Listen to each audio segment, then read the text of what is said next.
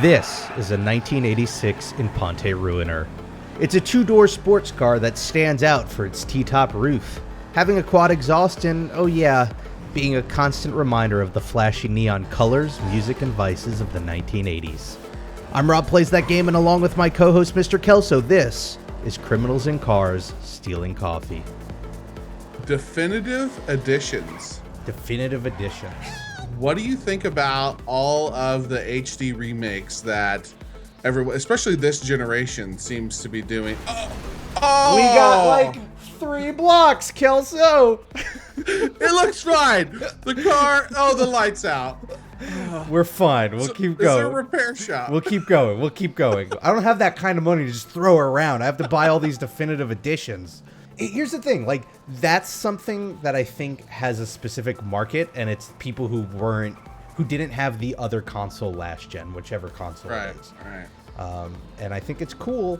I think it's getting weird that we're still doing it. Like, the first year it kind of made sense, and then the second it was okay, but like, we're going into the fall and there's more definitive editions coming out. It's weird. So I've been playing through Halo the Master Chief Collection, which is for intents and purposes a definitive edition. And, I've had a good time with it. I never played Halo 1 and 2. Okay. So playing those through for the first time has been nice. I did play 3 and 4, but I'm replaying them because I have them and I can play them in co-op and the lighting's nicer. It's the best looking version of Halo 3 that there is. See, but that's different though. That's like a you like 1 and 2, those are old games. So like I think that's perfect. But like as much as I love Dishonored, the idea that like they're coming out with an HD version, which by the way, last gen was HD. We need to stop calling these the HD version. Well, that's why they're calling them definitive editions and not HD remakes. The other thing I will say though, in Sony's case with God of War 3, is they have a lot of previous Xbox 360 owners that went to the PlayStation 4. Right. So getting new people reinvested in an old franchise is not a horrible idea. But the other thing I was noticing, what brought this up is I was reading Darksiders. Did you ever play Darksiders or Dark? I started it. Darksiders? Yeah, Darksiders. Right? Yeah, Darksiders. That's the Zelda Death game. Right, yeah, the Zelda Death game. So Darksiders 1 was really great. Darksiders 2 kind of came with mixed reception. It came out right when THQ was about to crash. Yep. So Nordic Games bought it, and now they're putting out a definitive edition. You park horribly. I am going to park this car, sir. You fix it. Here's the thing. I think they're going to die pretty soon because I think you're going to see streaming services become the next big thing. Right. And I think when that happens, there's going to be no need to that'll be the form of re-releases. Hey, now PlayStation Now has, God of War 3 in HD, and once the tech allows for you to have that in like full, resolution, then there's no need to re-release it. Let's rob this guy. All right, let's take it. Let's take him out. Yes. You didn't even start robbing it, and he's saying he can't go any faster.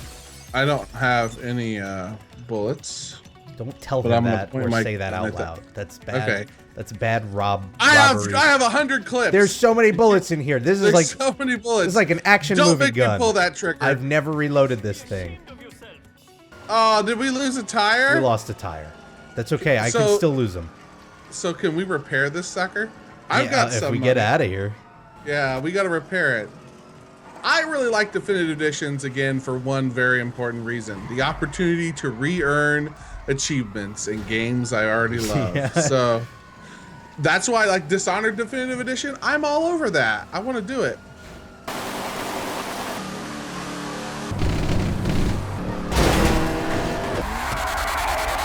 Mafia. Have you played any of them? I have played Mafia 2. It was one of my most favorite games on the Xbox 360. The great style, the world. It was super, super fun to play through. I recommend the game to anybody who's never played it. Yeah. I mean, doing Grand Theft Auto is great, but being able to kind of do that sort of experience in a very stylized, specific universe, like, the 1950s, is to me a lot of fun. Like the Godfather games that were on the Xbox 360 and PlayStation 3, I loved those games so very much. Even though the first one wasn't really that good, it was so much fun to play in that world. So another Mafia game, yeah, I'm all over it. I mean, my take on Mafia, a lot of people criticize Mafia 2 because there wasn't like anything to do outside of the main quest in that world, but that's why I like it, is because to me, Mafia 2 stands as a testament to the fact that an open world game and a sandbox game are not always the same thing. You can have an open world game that's not sandbox, and that's what Mafia was.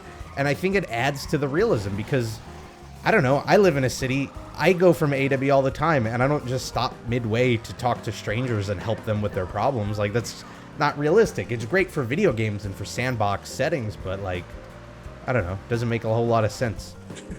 Do you go into an underpass to pick up a copy of Playboy magazine? Yeah, and then I collect them. It's really weird. Yeah, the smell is atrocious. I enjoyed playing Mafia 2. I think a Mafia 3 would be great. I know the company is basically saying, hey, what would you like to see if we decide to do another one? So typically when they do that, that means that they're really thinking about it. Yeah, so I think it's, we almost, how many stars do we have? I have 2 stars. Why do we have so many stars? I don't know how we're Here's what we're going to do. We're going to park here. Get out. Okay. We're going to leave it here. We're going to come back. Shoot, that was the wrong button. Oh. Are we going to get in the water? We're just going to hide here. We're just going to hide here a little bit. Just shoulder. Okay. There we go. Okay, I'm hiding. We're good. Yeah, this is nice and relaxing. I know. The suit's ruined, but you know, it's what happens sometimes. I feel like swimming in mud with a suit on. Okay, we're good. Okay. They're leaving. Statute of limitations. If they're in the ocean for at least 2 minutes, we can't go after them anymore. That's just Los Santos state law. This thing looks like a piece of crap. No, we're good. We're good with this. We're just gonna get it touched up. We have to drive just drive naturally is what I have to do. Right. All natural right now. This car is in its most natural state ever. Yeah. I just picked this thing up on Craigslist. That's all. No big deal.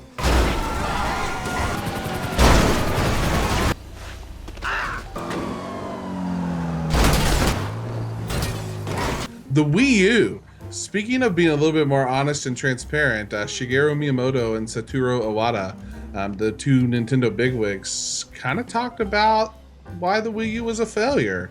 And I found that really interesting how they talked about the next console. It was mostly in focus of talking about their next console, the NX or whatever. And they were saying that they will not repeat the same mistakes that the Wii U and the 3DS had at their launches. Iwata said that they would have Nintendo-like solutions to those 2 problems. Oh man, that's not the answer I was hoping they would have. Yeah. Notice they never talked about, what about the marketing? How about the fact that the name is ridiculously stupid? Like, it was poorly marketed. Like, so many people, especially parents and stuff, didn't understand that it was a brand new console and that it wasn't just an upgrade for their Wii. Like, it felt like those are the sort of things. I feel like maybe their answer should have also been that, but then also the idea of a Nintendo-like solution.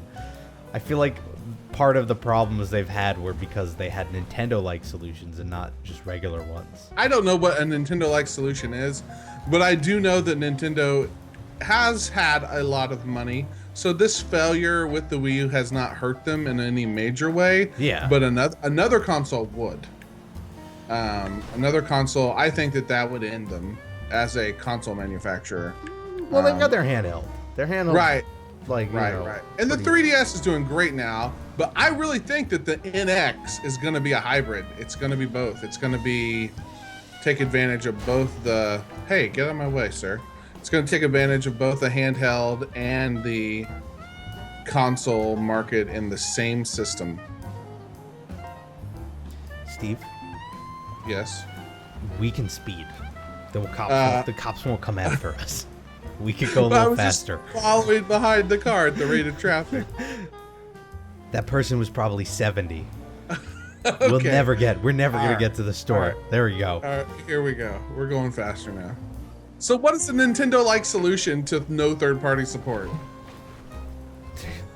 They would they would make here's what this is what I imagine. This is what they're going to do.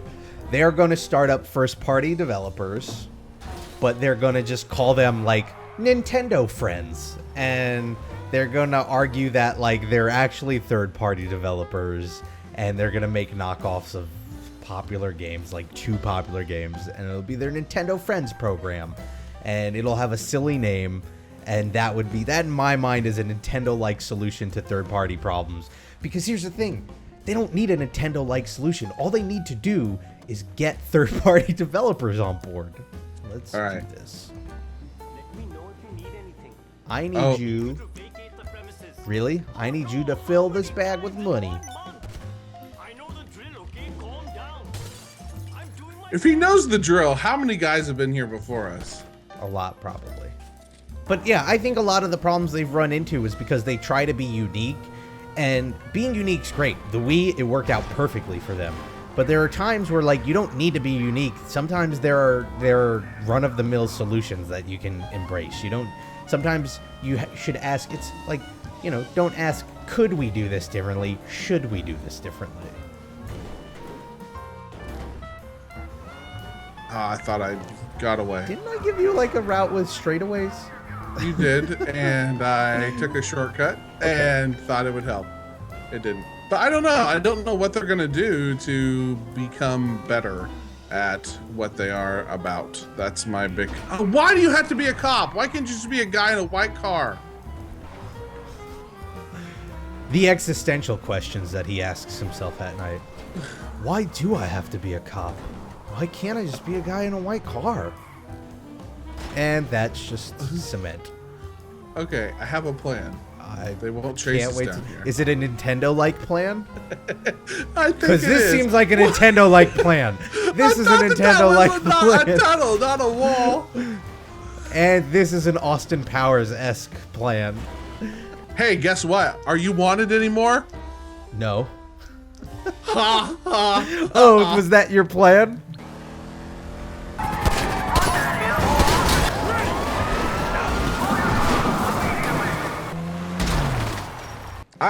I think that I am learning to appreciate much more atmospheric experiences and games that just kind of drip with style. Yes. More than I used to, you know.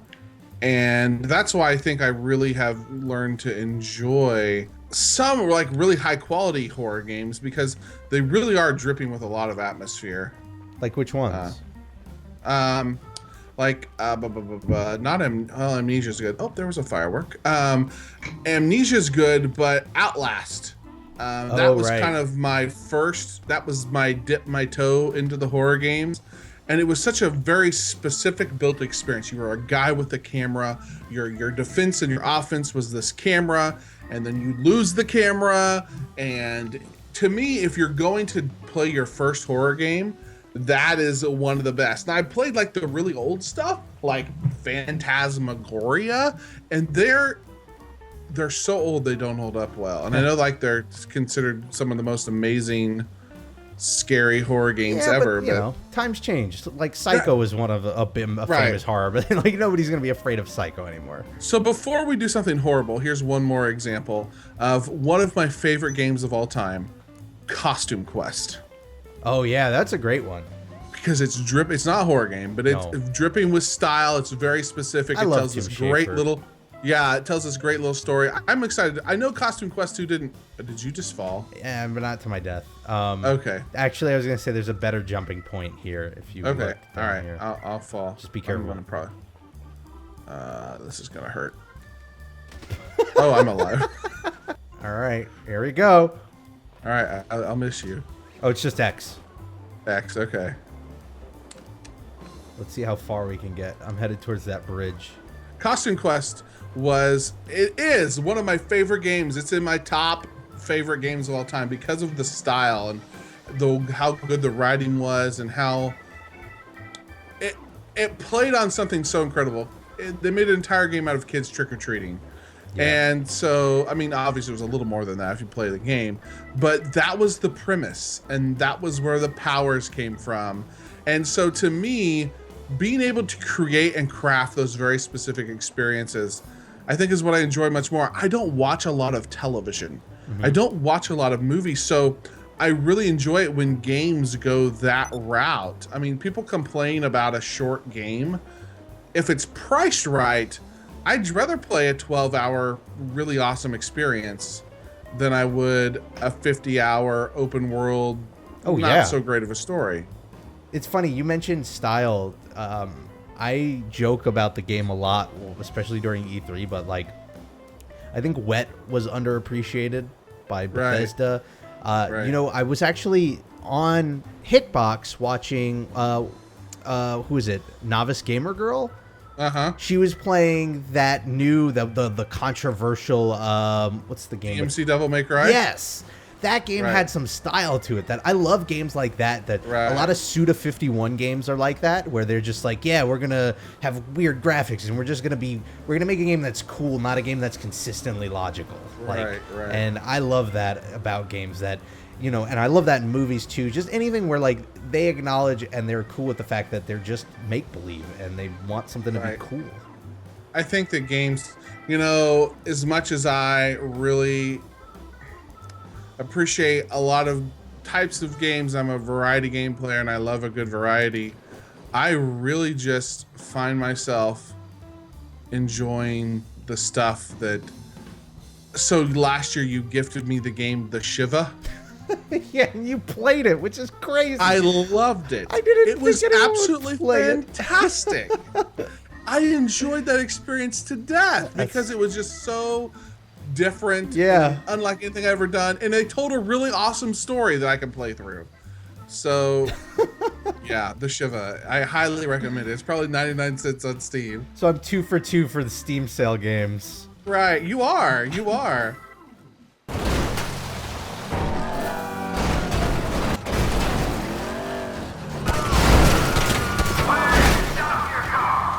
Why aren't your hands up, Kelso? Put your hands up. I don't know how to. Square. Oh, raise hands. Whee! This isn't very fast. No, after jumping off a mountain, this seems pretty tame.